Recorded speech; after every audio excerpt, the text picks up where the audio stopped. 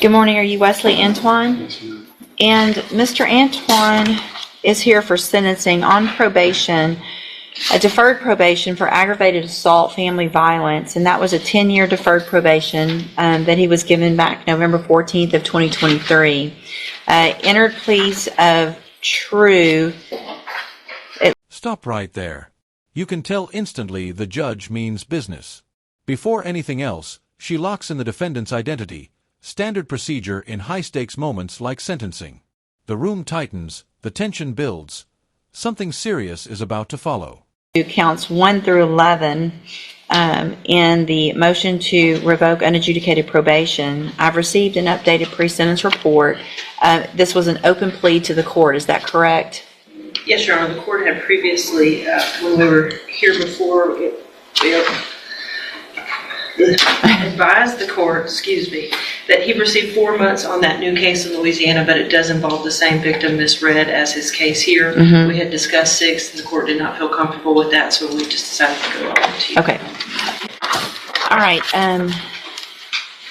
So that's what, and I wanted to remind myself, I had a notation on this about that new offense. So the new offense was in Louisiana, and it was domestic abuse, battery, also by strangulation, correct? Correct. Against the same victim. All right. Mr. Lewis, you may proceed. Judge, in this situation, among my conversations with Mr. Antoine here, a lot of his issues come back to his mental health problems. And at the time, I believe, was not really open about getting the help that he needed with these issues.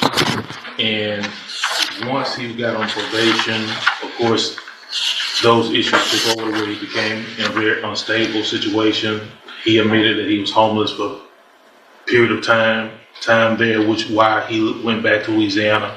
All of his family is there, where he has some sort of support system. And I believe he even talked about that he thought someone was trying to kill him here, which goes to the mental health issues and things that he was dealing with and had, especially during that time.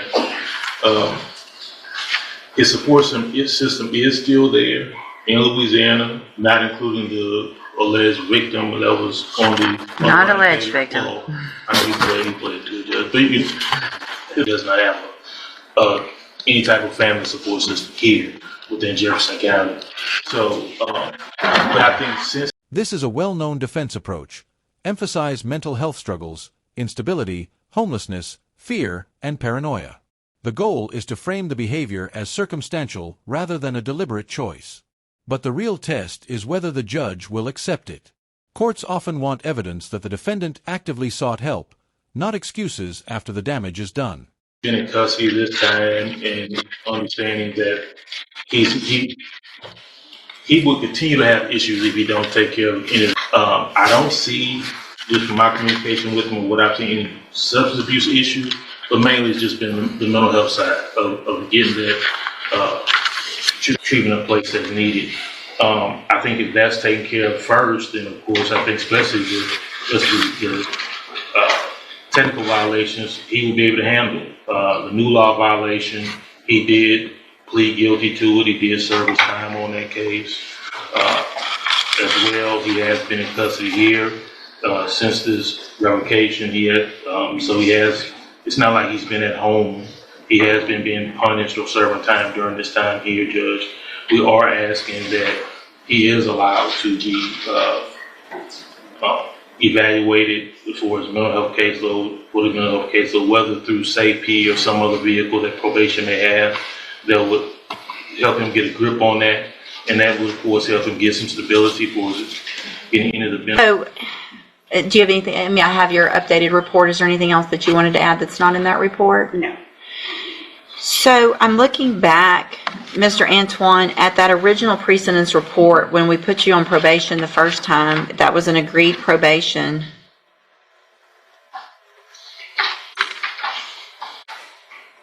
That at this point seems it was a 5/5 probation. Is that correct?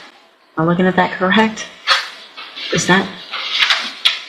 Defer for 10, Judge. So maybe at sentencing, that got changed. I'm looking at that old pre-sentence report, and that confused me somewhat because make sure, I thought this was deferred. The motion was filed as a deferred, but I want to go back and double check because the cover page of the old pre-sentence report, no, it's a judgment of deferred. That's what the order says. I think That was just a mistake. Either I changed it or it was a mistake on that. Okay.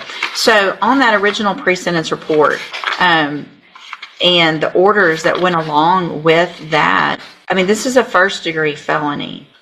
So on that deferred probation, it specifically ordered all the things that Mr. Lewis is asking for now. You've already had access to all of those things. To be placed on the specialized mental health caseload, to get an evaluation and get any type of help and treatment that is available. You were ordered to do those things. And in fact, what you pled to on this motion, true, is that you didn't get the evaluation completed, and so you never were able to get services, and that was your choice. Everything was given to you. You had all the opportunities in the world to get whatever help you needed so that you could be successful. But the fact that you're on probation, I mean, the allegations in this underlying case is that you had a cane and that you just beat the crap out of Miss Red with that cane while she's on the ground. And then you get out and you get around her again and you strangle her. I mean, it's just beyond me. That's where what you would do. I mean, it sounds like if you go to Louisiana, if you have support, that's great. But to go back and do that to her without permission, you weren't working, you didn't have your mental health, you didn't do your community service, you didn't do the batterers intervention prevention program, which probably would have taught you how to not beat on and attack and put your hands on supposedly care about. Got a new offense over there for that. Anyway, I'm going to find that you entered your pleas of true to counts 1 through 11 freely and voluntarily. I'm going to find those counts true. Find sufficient evidence to find you guilty, and at this time find you guilty of aggravated assault on a family victim. I'm going to sentence you to a term of 15 years in the institutional division of the Texas Department of Corrections. You will receive credit on that sentence for any time that you've been in custody that the law gives you the right to receive.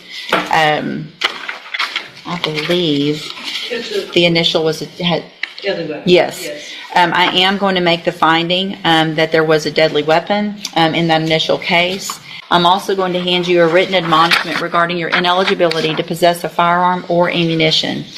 Good luck to you, sir. Sign that, and then you can go back with it. This is the hammer moment. The judge isn't just reciting facts. She's illustrating the brutality. That's deliberate.